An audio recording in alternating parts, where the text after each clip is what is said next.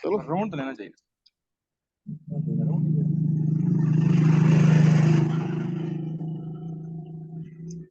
भाइयों, थोड़ा सा ये, चलो आती गाड़ी चेक करो, सर मैं ठीक जरा हो सारे अंदर ठीक? बैठता हूँ। इधर नहीं चेक करो, कोई ना कोई इधर मसला इधर ही है। चीज मुकम्मल ठीक है। हाँ, रिले मुझे भी लगता काम है कर ज्यादा रिले भी नेगेटिव काम कर रही नेगेटिव हैं। का मसला आ गया है। रिले भी काम कर रही हैं। हाँ,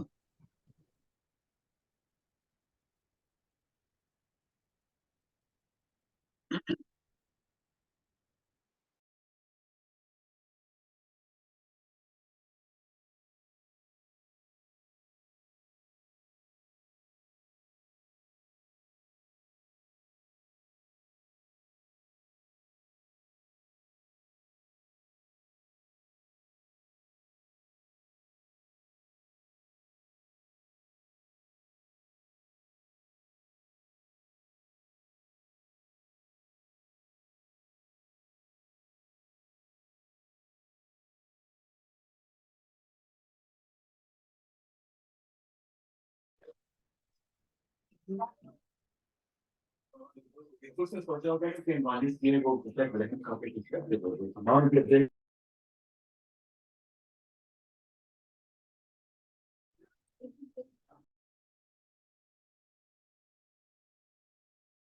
उनको बाकी समझ नहीं आने के काम है।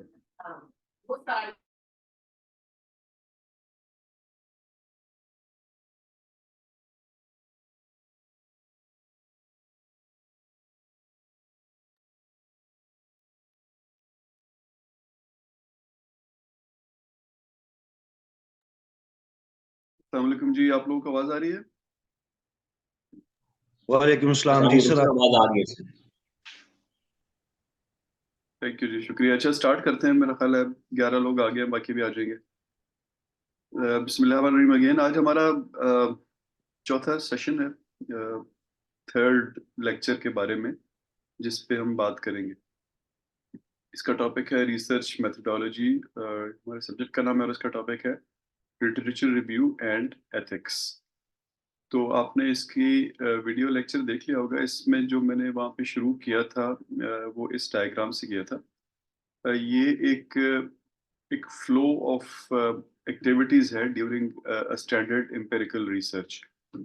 तो इसमें मैंने ज़्यादा टाइम नहीं लगाया था इस लेक्चर में, क्योंकि इस डायग्राम पे एक अलग से हमारा सेशन है, जो कि नेक्स्ट सेशन है, सेशन 4, जो कि आज आप लोगों के लिए अपलोड हो जाएगा।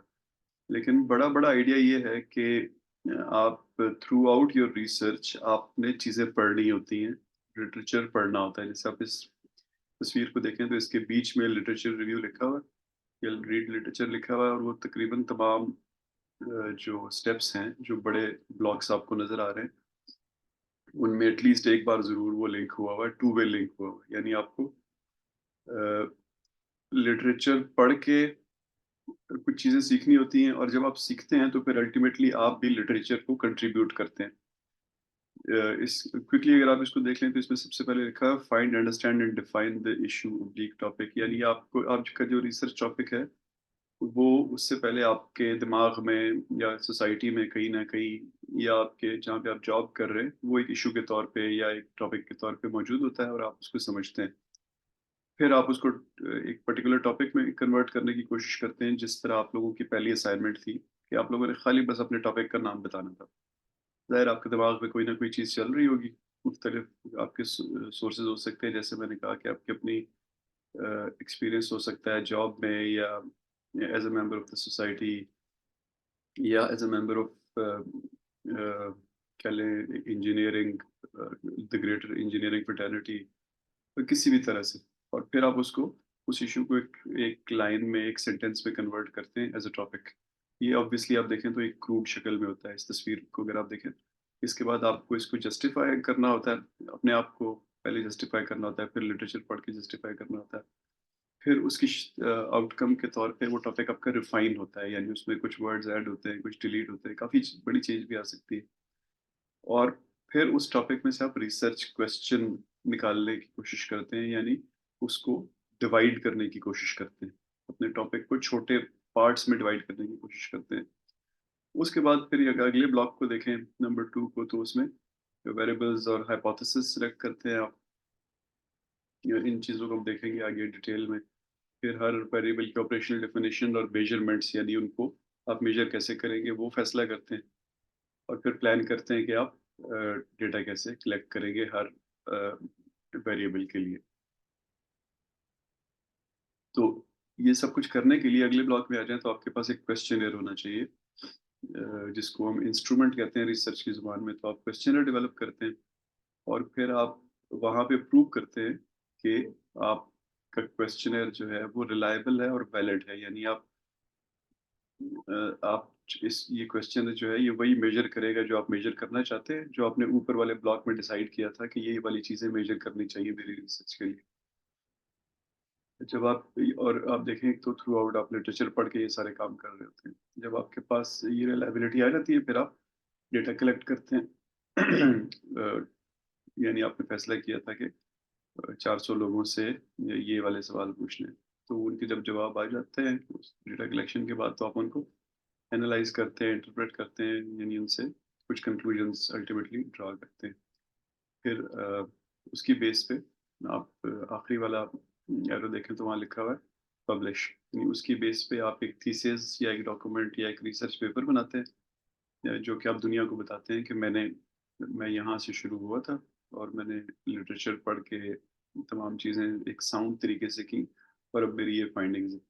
तो आपकी फाइंडिंग्स जो हैं वो फिर ये बीच वाला जो बड़ा डब्बा है इसका पार्ट बन जाते हैं, लिटरेचर का पार्ट बन जाते हैं। और ये सबसे नीचे एक रेक्टेंगल बना हुआ है जिसमें लिखा है limitations, recommendations and future research. तो हर रिसर्च ऑब्वियसली सब कुछ नहीं कर सकती और उसके पास सब रिसोर्सेज भी नहीं होते। तो ये बड़ा क्लियरली आपने लिखना होता है कि आपकी लिमिटेशंस क्या थी रिसर्च करते हुए। जैसे आप इस सब्जेक्ट में जो आपने टॉपिक चूज़ किया तो आप लिखेंगे कि मेरे पास टाइम जो है वो लिमिटेड था, टोटल मेरे पास 3 महीने थे। फिर आप कुछ रिकमेंडेशंस देते हैं कि अगर वो पॉलिसी से रिलेटेड है तो फलाना बंदा ये करे, गवर्नमेंट ये वाली पॉलिसी बनाए, यूनिवर्सिटी वाले ये लोग ये काम करें, हमारी सोसाइटी में यहाँ यहाँ पे कचरे के डब्बे लगाएं, जो भी आपका टॉपिक था। और आखिर में लिखा फ्यूचर रिसर्च, उसमें आप बेसिकली ये बताते हैं कि मैं तो यहाँ तक पहुँच गया हूँ, अब अगला कोई रिसर्चर इस टॉपिक पे रिसर्च करना चाहता है तो ये वाला काम करे। तो ये फ्यूचर रिसर्च से क्या होता है कि you build on somebody's work and somebody builds on your work. तो एक डायरेक्शन में फिर बहुत सारा काम होता रहता है।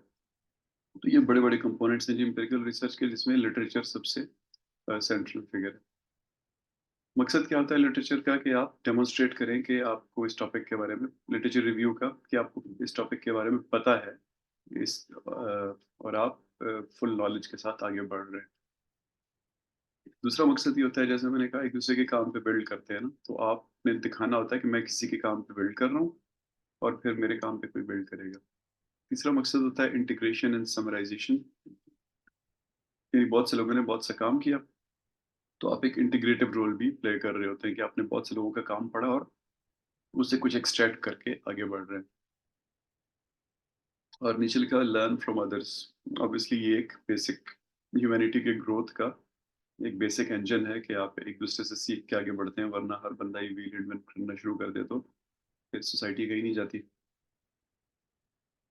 लिटरेचर रिव्यू की बहुत सारी टाइप्स होती हैं, मैंने कुछ थोड़ी सी लिखी हैं। आप इंटरनेट पे इसको लिखेंगे तो आपके पास दर्जनों 30-40 टाइप्स आ जाएगी। एक्चुअली वो सारी ऐसी कोई टाइपोलॉजी नहीं है कि जिस तरह हमने पीछे पिछले वाले लेक्चर में हमने रिसर्च की टाइपोलॉजी डिस्कस की थी, उस तरह की टाइपोलॉजीज नहीं है।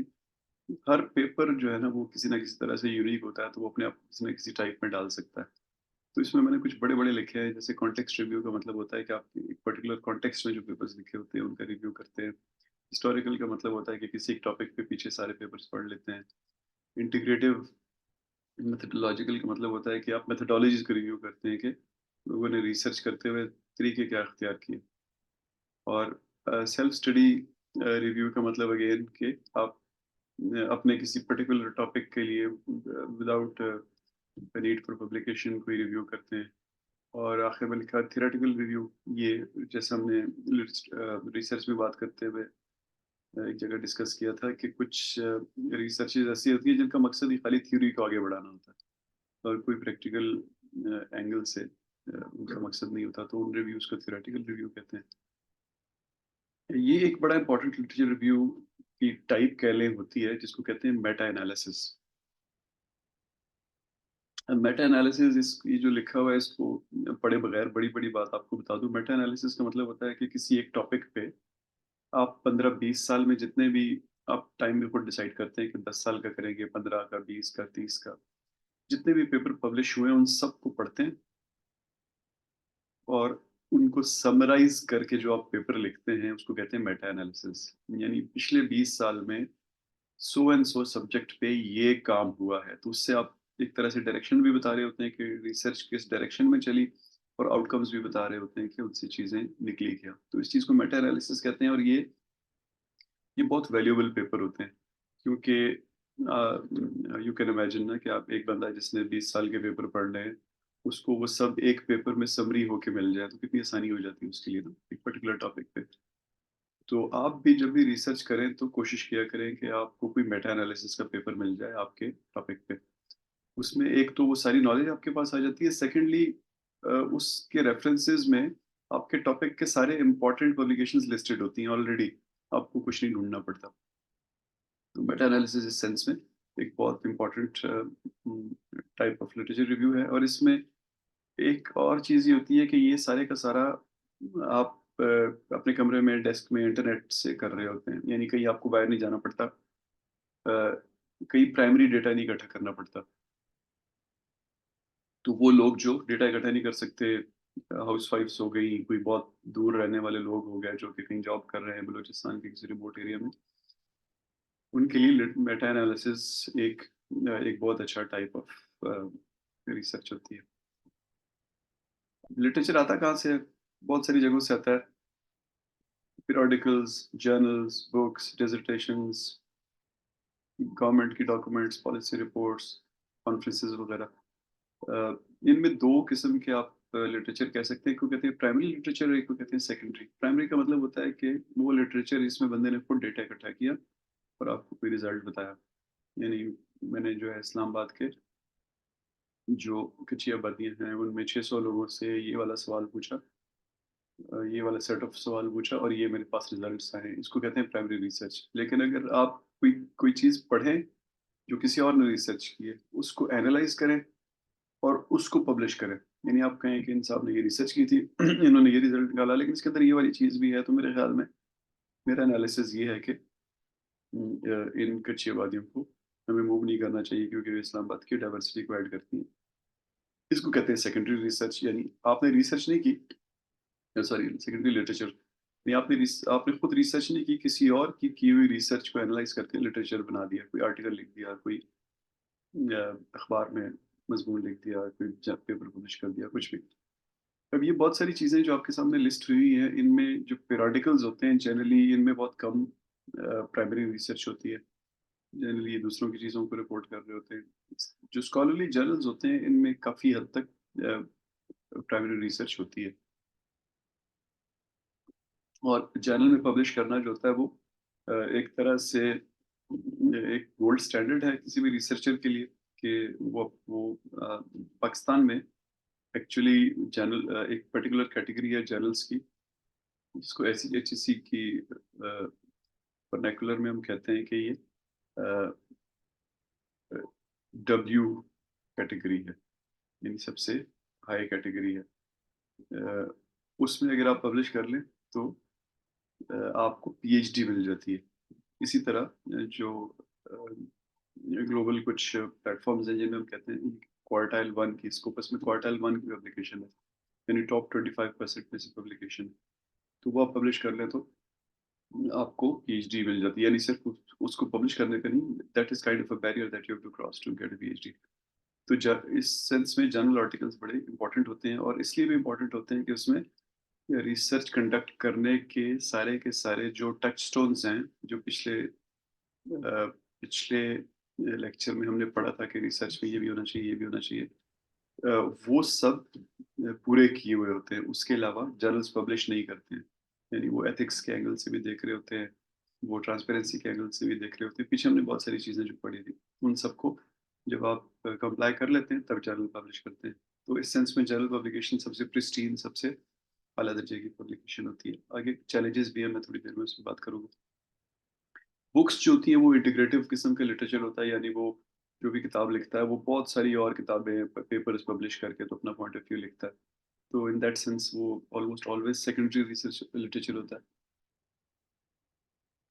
डिसर्टेशंस जो हैं वो they are the source of journal papers generally, यानी पहले कोई स्टूडेंट डिसर्टेशन लिखता है एमएस की या पीएचडी की, उसमें से उसके जर्नल के पेपर्स निकलते हैं। फिर गवर्नमेंट की डॉक्यूमेंट्स होती हैं, इनके अंदर जनरली बहुत सारी रिसर्च होती है और प्राइमरी रिसर्च भी होती है। जैसे फॉर एग्जांपल हमारा पाकिस्तान ब्यूरो ऑफ स्टैटिस्टिक्स है, वो डेटा इकट्ठा करते रहते हैं, उसकी बेसिस पे कोई ना कोई डॉक्यूमेंट बनाते हैं। इसी तरह से नीचे लिखा हुआ है पॉलिसी रिपोर्ट, तो ये जो इदारे हैं United Nations, world bank, Islamic development bank वगैरह, ये लोग भी रिसर्च जनरली कमीशन करते हैं, यानी लोगों को ठेका देते हैं, कॉन्ट्रैक्ट देते हैं कि आप ये वाली रिसर्च करें और हमें रिपोर्ट दें, और उस बेसिस पे रिपोर्ट्स पब्लिश करते हैं। और आखिर में लिखा हुआ है कॉन्फ्रेंस पेपर्स। तो कॉन्फ्रेंस पेपर्स जो है वो जर्नल्स का एक प्रिकर्सर होते हैं, जो आइडियाज़ डेवलप हो रहे होते हैं स्टूडेंट्स के, रिसर्च ग्रुप्स के, प्रोफेसर्स के माइंड में, वो कहीं ना कहीं जाके कॉन्फ्रेंस में डिस्कस करते हैं और वहाँ पे कोशिश करते हैं कि उनको अपने पीयर्स की फीडबैक मिले, लोग उनकी रिसर्च के बारे में बात करें, उनको बताएं ये इम्प्रूव हो सकता है। कहीं उनको नेटवर्किंग में अपने जैसा कोई और रिसर्चर मिल जाता है तो मिल के रिसर्च कर सकते हैं। तो इस तरह कॉन्फ्रेंस पेपर्स जो है वो दे आर काइंड ऑफ, आप कह लें कि सबसे लेटेस्ट रिसर्च आपको कॉन्फ्रेंसेस में मिलती है, जो कि काफ़ी दफ़ा अभी रॉ शेप में होती है, अभी वो उससे कोई पब्लिकेशन नहीं बनी होती। ये जो बुक्स होती हैं नॉर्मली ये सबसे पुराना लिटरेचर होता है, यानी इसके अंदर ताज़ा होने का कोई इम्कान नहीं होता, क्योंकि बुक्स 5-5, 6-6 साल पहले के वर्जन होते हैं आपके पास। इवन अगर लेटेस्ट भी हो तो उसके अंदर उस बंदे ने कोई 4 साल पहले वो बुक लिखनी शुरू की होती है और उस वक्त के सोर्सेज होते हैं 5 साल पहले, 10 साल पहले। तो ये मुख्तलिफ किस्म के सोर्स होते हैं लिटरेचर के। फिर इसके बाद ये मैंने पेपर्स को साइट कैसे करते हैं एक्सक्यूज मी इसके सर, कुछ। जी जी बिल्कुल। मैं इंटरप्ट सर, जी जी डिसर्टेशन को जरा काइंडली एक्सप्लेन कर सकेंगे आप? जिसको हम थीसिस कहते हैं ना आम जुबान में, थीसिस, उसको डिसर्टेशन कहते हैं। Sir right sir. जी। अच्छा जी, तो ये फिर इसके बाद अगली 2-3 स्लाइड्स पे मैंने आपको फॉर्मेट्स कुछ बताए हैं साइटेशन के। जब आप पेपर लिख रहे होते हैं तो आखिर में आप रेफरेंसेस लिखते हैं। तो मुख्तलिफ जर्नल्स या मुख्तलिफ कॉन्फ्रेंसेस वो आपको बाइंड करती हैं कि जब आप अगर हमें सबमिट कराएं तो एक पर्टिकुलर साइट एक फॉर्मेट में होनी चाहिए साइटेशन। जैसे यहाँ पे आप देखें तो 5 फॉर्मेट्स हैं, सबसे ऊपर लिखा हुआ है एमएलए, फिर लिखा हुआ है एपीए, फिर शिकागो, हार्वर्ड और वैंकूवर। अब ये मुख्तलिफ स्टैंडर्ड्स हैं जो मुख्तलिफ यूनिवर्सिटीज से निकले हैं। जैसे हार्वर्ड से आप देख सकते हैं कि हार्वर्ड यूनिवर्सिटी से निकला हुआ, इस तरह अमेरिकन साइकोलॉजिस्ट एसोसिएशन एपीए, इस तरह मुख्तलिफ। और ये जो एमएलए है लिंग्विस्ट्स की है, यानी जनरली जो लिंग्विस्ट्स पेपर्स लिखते हैं इस फॉर्मेट में लिखते हैं। जो सबसे ज़्यादा यूज़ होने वाले 2 फॉर्मेट्स हैं वो ये एपीए और शिकागो है। तकरीबन सारी दुनिया में आप कह लें कि एटलीस्ट हमारे मैनेजमेंट के एरिया में 90% से ज़्यादा यही वाले फॉर्मेट्स इस्तेमाल होते हैं। फिर भी ये बुक्स के कुछ फॉर्मेट्स हैं उन्हीं 5 तरीकों से, फिर ये डिसर्टेशन के फॉर्मेट्स हैं उन्हीं 5 तरीकों से। अब जब आप एक सिस्टमैटिक लिटरेचर रिव्यू कंडक्ट करते हैं, यानी एक अच्छा लिटरेचर रिव्यू कंडक्ट करते हैं, तो आपको प्रूव करना होता है, यानी अगर जर्नल में पेपर पब्लिश करना है तो आपको प्रूव करना होता है कि आपने एक एक मेथडोलॉजिकल अप्रोच ली है और एक ऐसा तरीका अपनाया है कि जिसपे उंगली नहीं उठ सकती। तो उसको कहते हैं सिस्टमैटिक लिटरेचर रिव्यू। इसमें जनरली क्या होता है कि आपने एक दो ये सब चीज़ें जो है ना, इनको इन पे लंबा टाइम नहीं लगाना होता। आपने 1-2-3 सेंटेंसेस में ये बात समझानी होती है पढ़ने वाले को कि आपने अपना टॉपिक डिफाइन किया और फिर उसको रिफाइन किया। सिर्फ इतना कहने से इसके अंदर कोई 1-2 इवेंट्स आप मेंशन कर देते हैं, पढ़ने वाले को समझ आ जाती है कि आपने टॉपिक रखने के बाद फिर लिटरेचर पढ़ा था और फिर अपने टॉपिक को ठीक किया था। फिर इसके आगे डिज़ाइन सर्च, यानी आप बताते हैं कि मैंने किस बेसिस पे, लिटरेचर में तो लाखों करोड़ों पेपर्स हैं ना दुनिया में, तो आपने जो 6, 4, 10, 20, 25 सिलेक्ट किए वो किस बेसिस पे किए? तो आप बताते हैं कि मैंने इस तरह रिसर्च डिज़ाइन की थी मैंने इस टाइम से इस टाइम तक के पेपर लिए, फिर इस जर्नल के खाली पेपर लिए क्योंकि वो इस जगह फोकस कर रहा था। फिर इसमें ये फलाना रिसर्च ग्रुप है जो फलानी यूनिवर्सिटी में वो काम करते हैं, तो मैंने उन लोगों के सारे पेपर पढ़े। तो इससे आप ये प्रूव कर रहे होते हैं कि आपने सोच समझ के अपनी रिसर्च डिज़ाइन की थी। फिर आप लोकेट करते हैं वो सारे के सारे पेपर्स जो आपने पढ़ने हैं। फिर उनमें से अपनी अपनी रिक्वायरमेंट का डेटा निकालते हैं और अ, उस दौरान आप ये असेसमेंट भी कर रहे होते हैं कि रिसर्च की क्वालिटी ठीक थी। जहाँ आपको ठीक नहीं लगती आप उस पेपर को डिस्कार्ड कर देते हैं और आखिर में फिर उस डेटा को एनालाइज करते हैं और अब उसकी बेसिस पे आप बताते हैं कि मैं लिटरेचर से अब ये फाइंडिंग निकाल रहा हूँ और इस फाइंडिंग के बेस पे मैं आगे बढ़ूंगा। आगे बढ़ने का मतलब है कि अब मैं रिसर्च करूंगा इस स्टेप से अगले स्टेप पे ले जाने के लिए। किसी रिसर्च आर्टिकल को एवेल्युएट कैसे किया जाए, तो ये इससे अगली स्लाइड अगर आप देखें तो ये एक एग्जांपल लिखी हुई है इसकी कि आप उसका टाइटल पढ़ें पहले तो उसमें आपको काफ़ी बात समझ आ जाती है कि करना क्या चाहता है। ऑथर देखते हैं तो उससे भी ऑथर को अगर आप सर्च कर लें ये कौन है, और अगर वो कोई सीजन्ड प्रोफेसर है जो पिछले 20-30 साल से इस सब्जेक्ट को देख रहा है तो ज़ाहिर है आप उस पर रिलाई करेंगे। फिर जर्नल अगर आप देखें तो जर्नल की रैंकिंग अगर आप देखें तो उससे अगेन आपको एक सोर्स ऑफ रिलायबिलिटी मिल जाता है कि हाँ ये अच्छा पेपर है। फिर आप एब्स्ट्रैक्ट पढ़ें, वो जनरली आधे पेज पे उन्होंने अपने पेपर में बताया होता है कि इस पेपर में है क्या। अब कुछ एब्स्ट्रैक्ट इस तरह लिखे होते हैं जो आपके सामने लिखा हुआ है, रनिंग में एक पूरा पैराग्राफ है, कुछ हेडिंग्स के साथ लिखे होते हैं। ये हम इंशाल्लाह आगे हमारा एक अलग से क्लास होगी जिसमें हम देखेंगे कि एब्स्ट्रैक्ट कैसे लिखते हैं। फिर आगे आप रिसर्च मेथड देखते हैं कि इसने क्या तरीका इख्तियार किया अपनी रिसर्च करने का।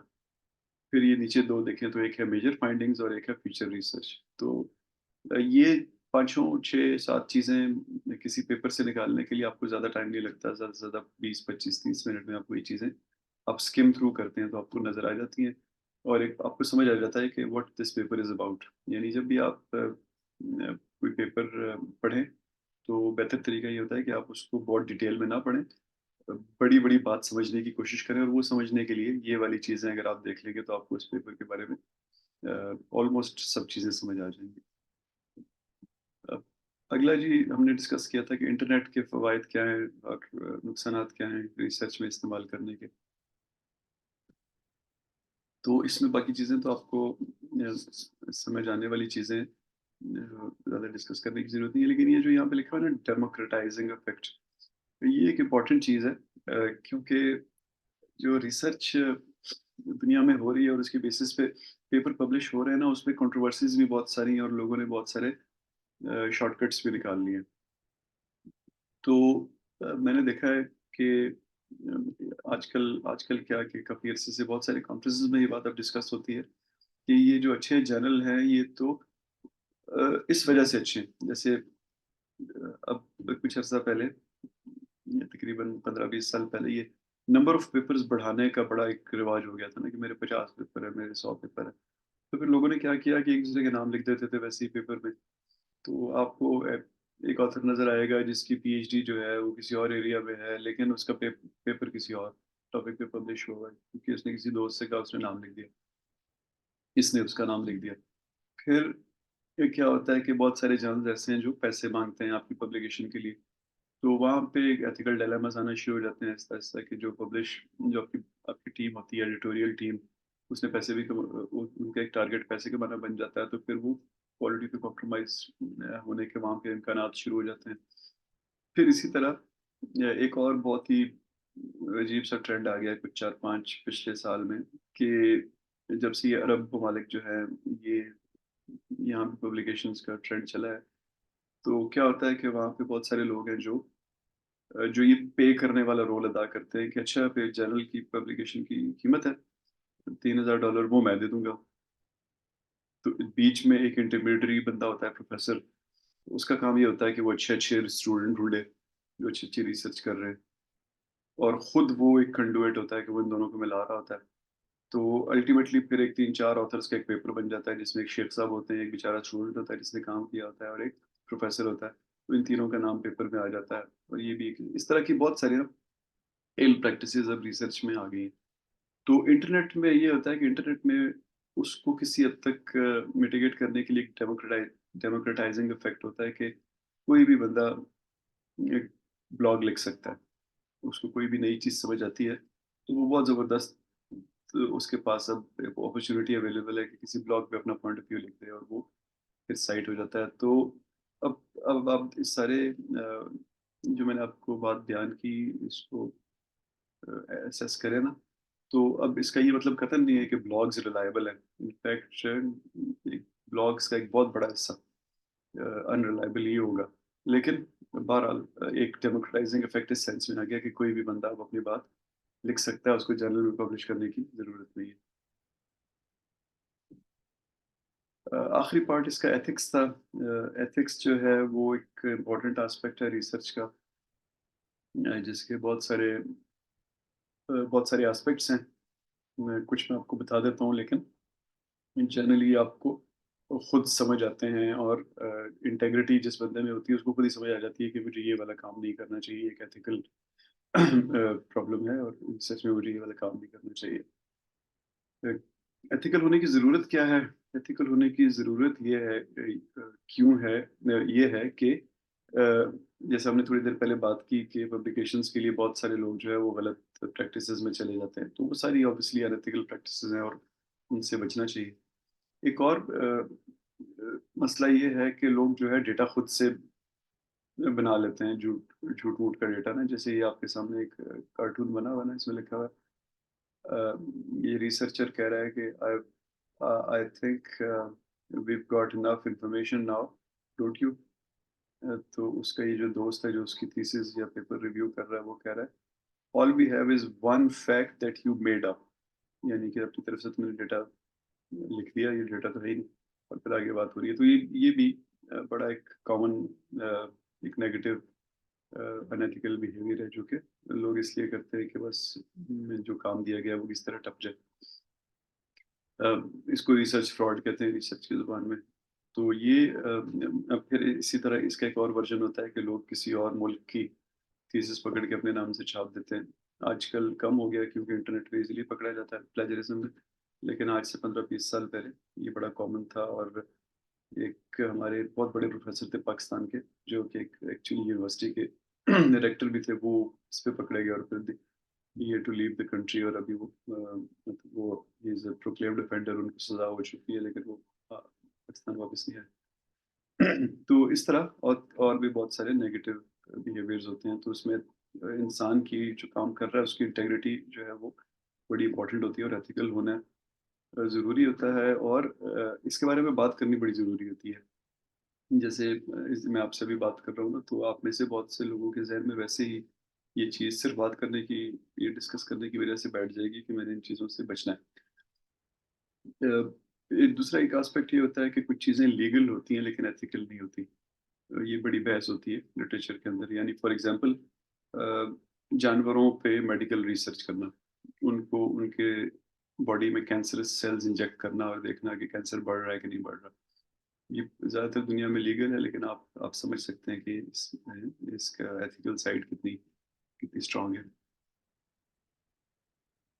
स्पेशली आप लोगों में से जिन लोगों ने पेट्स रखे हुए हैं वो इस बात को समझ सकते हैं कि जानवरों पे इस तरह करना, उसमें एथिक्स की कितनी बड़ी वायलेशन है। इस तरह और भी बहुत सारी एग्जांपल्स हैं। फिर एक और एस्पेक्ट ये है, अब आपने ये ज़हन में रखना है कि हम ओवरऑल रिसर्च की बात कर रहे हैं, और रिसर्च में जो है सिर्फ आपकी मैनेजमेंट रिसर्च नहीं होती है, इसमें मेडिकल रिसर्च भी होती है, बायोलॉजी की रिसर्च भी होती है, और ज़्यादातर जो एथिकल डिलेमास आते हैं वो मेडिकल की रिसर्च में या बायोलॉजी की रिसर्च में आते हैं, और फिर जो अंडर प्रिविलेज कम्युनिटीज़ होती हैं उन पे रिसर्च करने में आते हैं, क्योंकि वो एक तो उनको चीज़ पता ही नहीं होती जिस पे आप रिसर्च कर रहे हो, उनको समझ ही नहीं होती, बस उनको ये पता होता है कि आपने जाते हुए उसको 100-50 रुपए 500 रुपए देने वो आपको सब बातें बता रहा होता है या किसी न किसी चीज़ में पार्टिसिपेट भी कर रहा होता है।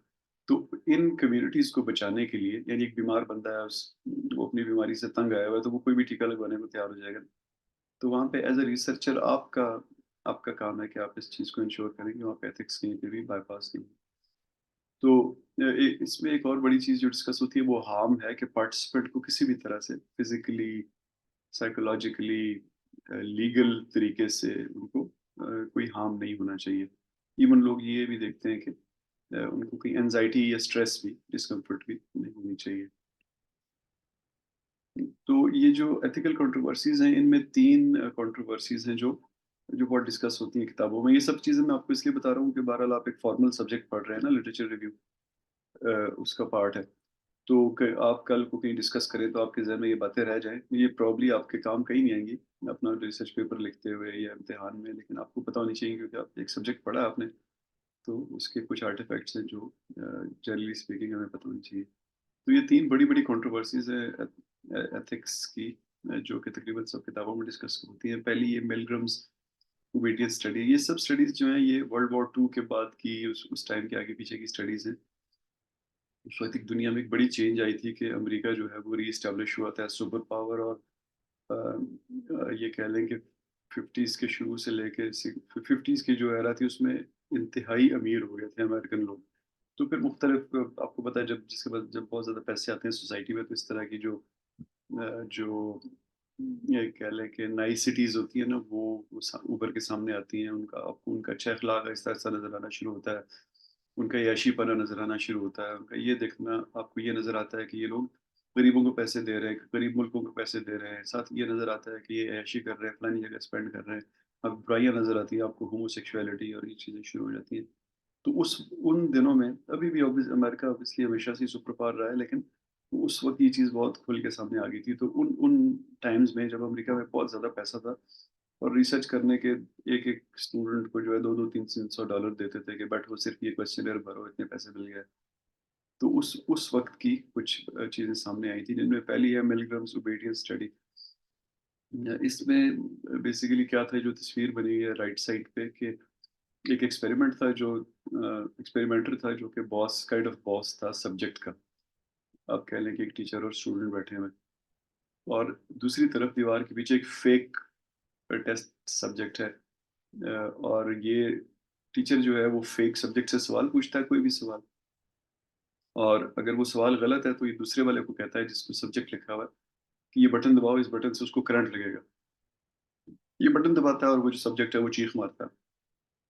तो हालांकि हो कुछ नहीं रहा होता उसको, लेकिन सिर्फ इस ये जो सब्जेक्ट है इसके बिहेवियर्स देखने के लिए ये रिसर्च थी। तो फिर इस पे बहुत कंट्रोवर्सी उठी कि इसको आपने स्ट्रेस किया है सब्जेक्ट को और इसको इन्फॉर्म नहीं किया था और झूठ बोला इससे। तो इससे फिर कुछ चीज़ें सामने आई कि रिसर्च में ये नहीं करना। फिर Humphreys tearoom trade study, ये बीच में जो एक किताब सी बनी हुई, इन्होंने किताब पब्लिश की थी लॉर्ड हम्फ्री ने, LAUD लॉर्ड हम्फ्रीज ने। ये होमोसेक्सुअलिटी के बारे में थी कि पब्लिक प्लेसेस में होमोसेक्सुअलिटी जो है वो एग्जिबिट करवा के तो फिर उस पे लोगों के रिएक्शंस देखते थे और फिर उनको बताते थे कि देखिए जो होमोसेक्सुअलिटी में इन्वॉल्व है ये लोग, आप जैसे आम लोग हैं या ये कोई MP है या फलाना है, तो ये सिर्फ इनकी एक पर्सनल बिहेवियर है, बाकी में ये बहुत अच्छे इंसान है। तो इस चीज़ पे फिर बहुत कंट्रोवर्सी आई कि ये लोगों के सामने क्या इस तरह की चीज़ें पब्लिकली करनी चाहिए सिर्फ उनको समझाने के लिए कि दे डोंट मीन हार्म। उस वक्त ऑब्वियसली अमेरिका में भी होमोसेक्सुअलिटी जो है वो 60s 70s 50s में बहुत ज़्यादा बुरी समझी जाती थी। तो बहुत बहुत कंट्रोवर्शियल हो गई ये वाली भी रिसर्च। और फिर ये तीसरी जिम्बार्डोज प्रिजन एक्सपेरिमेंट, इसमें ये था कि कुछ बच्चों को स्टूडेंट्स को ये स्टैनफोर्ड की स्टडी थी बेसिकली, कि स्टूडेंट्स को उन्होंने कहा कि आपको अब 2 हफ्ते के लिए एक स्टडी में डाल रहे हैं।